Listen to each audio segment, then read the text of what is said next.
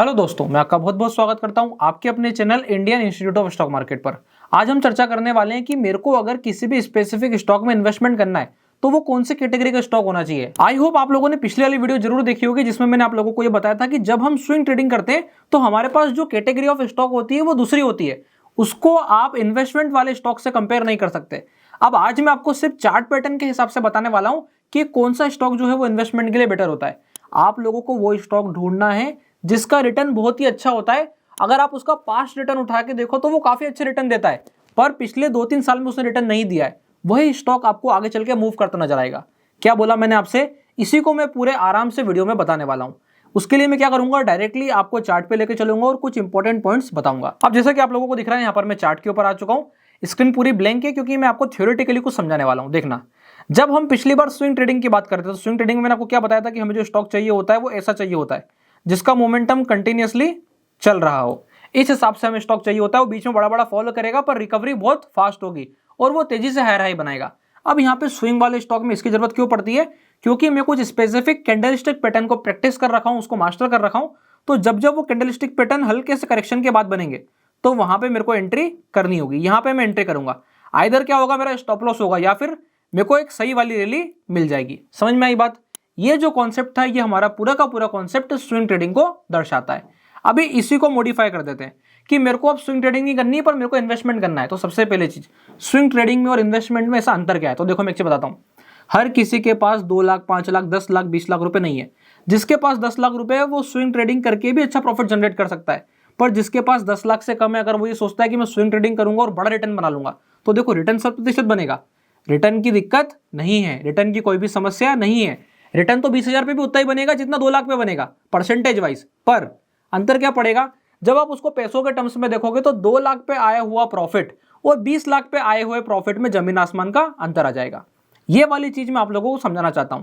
अभी ऐसे में मैं बात कर लेता हूं उन लोगों की जो बहुत ही एकदम छोटे फंड के साथ मार्केट में एंट्री करते हैं और कंफ्यूज रहते हैं कि मैं स्विंग ट्रेडिंग करूं कि इन्वेस्टमेंट करूं। तो देखो मैं उन लोगों के लिए ये वाली वीडियो बना रहा हूं। यहां पे मेरा फोकस मेन उन लोगों को यह समझाना है कि आपको यह ध्यान रखना है कि चाहे जो भी हो जाए, मैं यहां पे अपना फोकस इन्वेस्टमेंट के पर्सपेक्टिव से लेके चलता हूं क्योंकि मेरी कैपिटल छोटी है। अगर मैं तेजी से अंदर बाहर करने जाऊंगा तो यहां पर मैं बड़े बड़े रिटर्न्स तो बना नहीं पाऊंगा और जल्दी जल्दी प्रॉफिट बुक करूंगा। किसके चक्कर में, स्विंग ट्रेडिंग के चक्कर में। फिर एक और चीज, स्विंग ट्रेडिंग आपसे टाइम ज्यादा मांगने वाला है। अभी टाइम ज्यादा अगर मेरे को देना है तो फिर कोशिश क्या होनी चाहिए मेरी कि मैं फुल टाइम या तो उसको काम करूं, और फुल टाइम काम करूं तो कैपिटल ज्यादा चाहिए।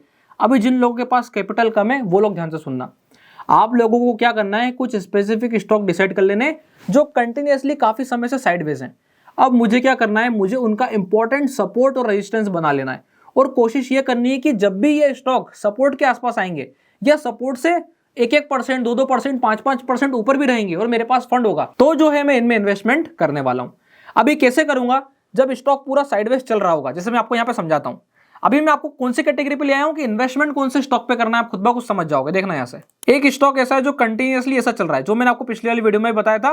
96 जाता है, फिर 105 जाता है, 96 जाता है, फिर 105 जाता है। तो जो इस हिसाब का स्टॉक है ना, ये मेरे लिए इन्वेस्टमेंट का स्टॉक है। अब आप बोलोगे कि क्या फर्क पड़ता है, अगर मैं ऐसे चलने वाला स्टॉक ले लूं या फिर मैं ऐसे चलने वाला स्टॉक ले लूं, दोनों में अंतर क्या पड़ेगा। तो देखना, मुझे क्या चाहिए, मुझे चाहिए है बड़ा रिटर्न। बड़ा रिटर्न मतलब परसेंटेज वाइज बड़ा रिटर्न चाहिए कि पैसों में बड़ा रिटर्न चाहिए। पहले ये समझो, एक मैंने स्टॉक पकड़ा, उसमें मैंने 2 लाख रुपए लगाए और 2 लाख रुपए मेरे पास थे ही नहीं। सबसे ईमानदारी की बात है कि मेरे पास 2 लाख रुपए थे ही नहीं। मैंने क्या करा, समय के साथ हर महीने थोड़ा थोड़ा थोड़ा थोड़ा फंड में डालता चला गया, धीमा धीमा करते करते करते करते कभी 5,000 डाले, कभी 3,000 डाले, कभी 10,000 डाले।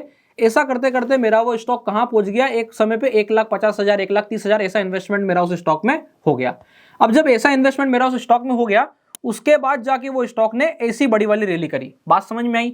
ऐसे में क्या हुआ, मेरा जो रिटर्न बनाना वो कंपेरेटिवली स्विंग ट्रेडिंग में बार बार करता, बार बार चार्जेस देता तो भी नहीं बनता जितना मेरा इस वाले में बनेगा।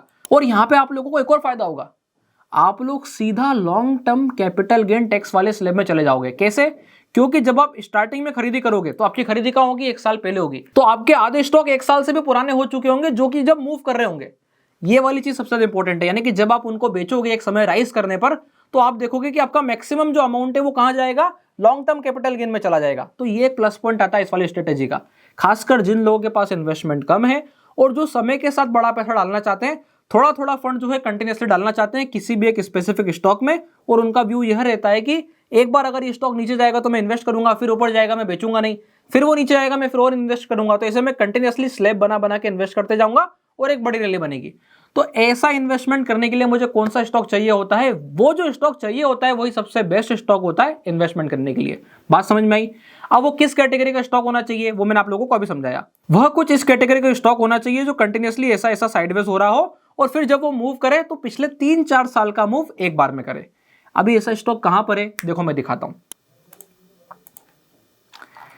यहां पर सबसे पहला स्टॉक मैं आपको बताने वाला हूं जो इसी कैटेगरी से मूव करा है। काफी समय तक वो ऐसा ही मूव करा और फिर जाके जब मूव किया तो मल्टी ईयर रैली पे पहुंच गया। पहले एग्जांपल में शेयर करूंगा जो ऐसा स्टॉक कर चुका है।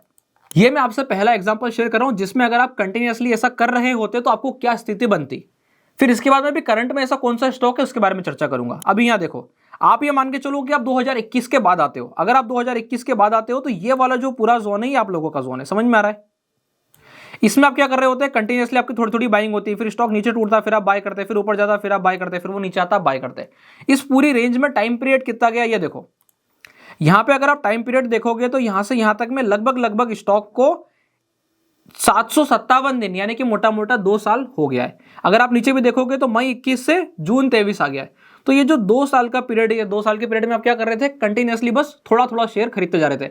कभी 10 शेयर खरीद लिए, कभी 5 शेयर खरीद लिए, आज 1 ही शेयर खरीदा, आज 3 शेयर खरीद लिए। ऐसे आपने समय के साथ इन्वेस्टमेंट किया। ऐसे में क्या हुआ, जब इस स्टॉक ने बड़ा मूव करना शुरू किया तो मैं आपको एक और प्लस पॉइंट बताता हूं। जब हम इसे थोड़ा थोड़ा करके इन्वेस्टमेंट करते हैं तो क्या होता है कि वो स्टॉक अगर 10% और 20% भी चल देता है ना तो हम उसे काटते नहीं है। पर जब हम स्विंग ट्रेडिंग के पर्सपेक्टिव से इन्वेस्टमेंट करते हैं तो हमारी कोशिश क्या होती है, आज लिया है अभी चल, अभी मतलब अगर कल भी चल जाएगा तो बहुत अच्छी बात है, अगर कल वो नहीं चला तो ऐसा लगने लग जाता है कि कहीं हमने गलत तो नहीं खरीद लिया। पर जब इन्वेस्टमेंट की बात होती है लंबे समय की, जब मैं किसी स्टॉक में पूरा साल भर देता हूं ना तो वहां से मैं एक चीज और लेके आता हूं, एक चीज अपने अंदर और बिल्ड करता हूं। क्या चीज को लंबा होल्ड करना। वो प्लस दिखा करके डाउन भी जाएगा ना, आप उसे काटोगे नहीं। क्यों? क्योंकि आपको पता है मुझे इसे और खरीदना है। जब मुझे इसे खरीदना ही हो रहा है तो बेचना किस बात का। ये एक कॉन्सेप्ट आ जाता है जो मेरे को लंबे समय में इन्वेस्टमेंट करने के लिए जरूरी होता है। बहुत से लोग इस वाली चीज को नहीं जानते हैं। मेरी कोशिश ये थी कि आप लोगों के साथ में ये वाली चीज जरूर शेयर करूं। अच्छा, अब आप मुझे ऐसा स्टॉक बता दो जो इसी रेंज में इसी हिसाब से घूम रहा हो काफी समय से, तो वो भी मैं आप लोगों के साथ शेयर करने वाला हूं। अब जो है मैं आपको उस वाले स्टॉक पे ले आया हूं जिसने अभी हाल परफॉर्म नहीं किया है। अगर आप इसको देखोगे प्रीवियस पिछले 4-5 साल से, जैसे कि अगर हम बात कर लें इसको 2021 से, तो 2021 से इसका परफॉर्मेंस कैसा है, जैसा कि एनएमडीसी का भी हमने थोड़ा समय पहले देखा था, तो इसका बिल्कुल परफॉर्मेंस 2021 से ही ऐसा है। अगर इसको मैं आज से ऐड करना शुरू करता हूं तो क्या होगा, देखो एक चीज है, नीचे का मेरे को वर्स्ट केस सिनेरियो पता चल चुका है। बोले कहां पे आएगा, बोले ये रहा, इस वाले जोन तक पहले ही ये जाके आ चुका है। अगर आप लोगों को अच्छे से ध्यान हो तो जब मार्केट 2022 में 15,200 के आसपास आया था तब ये जाकर के 83-82 के आसपास का लेवल टच करके आया है। अभी हाल फिलहाल में क्या स्थिति बनती है कि ये भी हाल 138 के आसपास रोटेट कर रहा है और लंबे समय में अगर आप देखोगे तो इसका कोई पॉजिटिव रिटर्न नहीं है। पॉजिटिव रिटर्न मतलब अगर आप लो से हाई देखो तो हर स्टॉक का पॉजिटिव रिटर्न आ जाएगा। जैसे कि मैं इसको अगर यहां से यहां पकड़ूं तो आपको दिखाई देगा 122% चल रहा है, तो डबल हो गया। पर कब, जब मैंने इसको 2022 के लो पे पकड़ा था और 2024 के हाई पे बेचा। बात समझ में आ रही है? 2022 के लो से 2024 के हाई पर, तो ये रैली भी 2 साल की है। तो आप इसको ऐसे कंपेयर नहीं कर सकते। आपको कैसे कंपेयर करना है, ये कौन सा मंथ है, बोले जनवरी। अब अपन एक काम करते हैं, पिछले वाले जनवरी पे चलते हैं और देखते हैं कहां पे था। तो ये देखो मैं पिछले वाले जनवरी पे आ गया। अब क्या समझ में आता है, इस वाली जनवरी से इस वाली जनवरी में इसका रिटर्न क्या है, बोले 0। मतलब ये मेरे लिए सबसे फेवरेट है। क्यों? क्योंकि ये पूरे 1 साल के पीरियड में 0 पे चल रहा है। कहां पे चल रहा है, बोले 0 पे चल रहा है। तो ये एक सबसे मस्त बात आ जाती है जब हम बात करते हैं 1 साल से 1 साल के डिफरेंस की। तो इस हिसाब के स्टॉक में अब मैं क्या करूंगा, अगर मेरे को ये समझ में आता है, देखो यहां पे सेकंड कॉन्सेप्ट आता है कि वो स्टॉक अच्छी कंपनीज का होना चाहिए। अगर मैं ये सोचूं कि मैं किसी स्मॉल कैप कंपनी में ऐसा करने लगूं, नहीं कर सकता। बहुत सारी चीजें होती हैं, बहुत सारे सिनेरियोज होते हैं। अब मेरा ये मानना है कि एक वो व्यक्ति जिसको बिल्कुल भी स्टॉक मार्केट का कोई नॉलेज नहीं है, उसको कैसे पता चलेगा कि फंडामेंटली स्ट्रॉन्ग स्टॉक कौन सा है। उसका सिंपल सीधा सा सॉल्यूशन मैं आपको दे देता हूं। अगर वो निफ्टी 50 का स्टॉक है, जब तक वो निफ्टी 50 में रहेगा तब तक वो मेरे लिए फंडामेंटली स्ट्रॉन्ग स्टॉक है। बात समझ में आई? बस आपको इतना फॉलो करना है। एग्जांपल के तौर पे अगर बीईएल अभी निफ्टी 50 में है और पिछले 1 साल का रिटर्न उसका 0 है, इसका मतलब ये मेरे लिए फंडामेंटली स्ट्रॉन्ग स्टॉक है जो कि रन कर सकता है। ठीक इसी प्रकार से अगर यहां पर टाटा स्टील जो है वो निफ्टी 50 में है और मेरे लिए इसका रिटर्न पिछले 1 साल से 0 है, इसका मतलब ये फंडामेंटली मेरे लिए स्ट्रॉन्ग स्टॉक है जिसका रिटर्न 0 है और मैं इसको लंबे समय के लिए इन्वेस्टमेंट के तौर पे रख सकता हूं। सवाल आता है कि अगर निफ्टी 50 के बाहर हो गया तो फिर मैं भी इस स्टॉक को आउट कर दूंगा। बात समझ में आई? जैसे कि एक साल पहले यूपीएल निफ्टी 50 में था, अगर यूपीएल निफ्टी 50 से बाहर हो गया तो फिर मैं भी क्या करूंगा, यूपीएल से एग्जिट कर दूंगा। बस इस हिसाब से मुझे काम करना है। कोशिश क्या करनी है कि जो स्टॉक का नेगेटिव रिटर्न हो। अगर आप देखोगे तो अधिकतर बैंकों का रिटर्न आपको इसी हिसाब से मिल जाएगा। उसके बाद एफएमसीजी की जो कंपनी है उनका रिटर्न भी ऐसा ही दिखेगा। एक एफएमसीजी की कंपनी में आपको और बता देता हूं, अभी आप यहां ध्यान से देखना,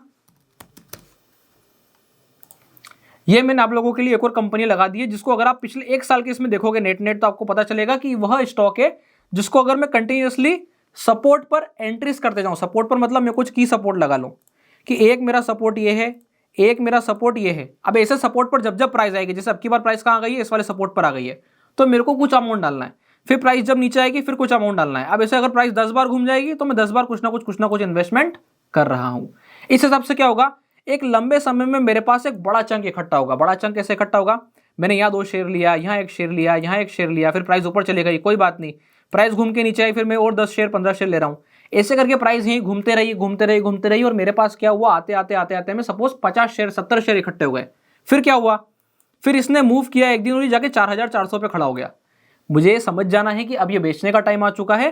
जिस स्टॉक को मैंने जिस पर्पस से लिया था वो ऑटोमेटिकली कितना चल चुका है, बोले 50% चल दिया है, 30% चल दिया है। अब जाकर के मैं बड़े क्वांटिटी को कम कर सकता हूं। तो इस हिसाब से जब आप काम करोगे तो ये भी एक तरीका हो जाता है इन्वेस्टमेंट करके ट्रेड करने का। आई होप आप लोगों को ये कॉन्सेप्ट अच्छा लगा होगा, कुछ बढ़िया सीखने को मिला होगा। अगर वीडियो अच्छी लगी हो तो वीडियो को लाइक कीजिएगा, चैनल को सब्सक्राइब कीजिएगा। कुछ डाउट अगर आपको है तो आप कमेंट करके पूछ सकते हैं। इसके अलावा अगर आप लोगों ने अभी तक अपना डीमैट अकाउंट नहीं खुलवाया है तो डिस्क्रिप्शन के नीचे लिंक मिल जाएगा, आप जाके अपना डीमैट अकाउंट ओपन करा सकते हैं। तब तक के लिए बहुत बहुत धन्यवाद।